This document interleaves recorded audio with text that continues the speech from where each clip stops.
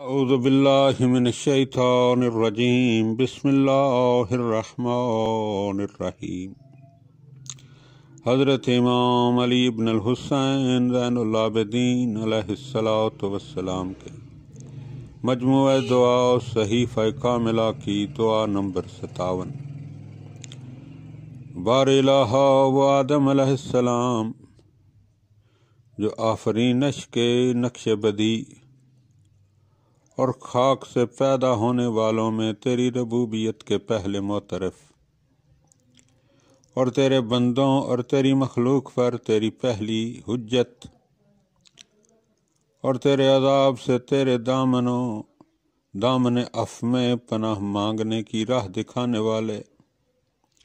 اور تیری بارگاہ میں توبہ کی راہیں آشکار کرنے والے اور تیری معرفت اور تیری مخلوقات کے درمیان وسیلہ بننے والے ہیں، وہ کہ جن پر خصوصی کرم و احسان اور مہربانی کرتے ہوئے انہیں وہ تمام باتیں بتلا دیں جن کے ذریعے تو ان سے راضی و خوشنود ہوا، وہ کہ جو توبہ و انابت کرنے والے ہیں جنہوں نے تیری معصیت پر اصرار نہیں کیا، جو تیرے حرم میں سر منڈوا کر عجز و فروتنی کرنے والوں میں سابق ہیں، وہ جو مخالفت کے بعد اطاعت کے وسیلہ سے تیرے عفو و کرم کے خواہش مند ہوئے،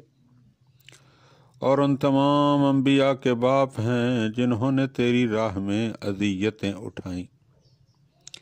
اور زمین پر بسنے والوں میں سب سے زیادہ تیری اطاعت و بندگی میں سعی و کوشش کرنے والے ہیں، ان پر اے مہربانی کرنے والے تو اپنی جانب سے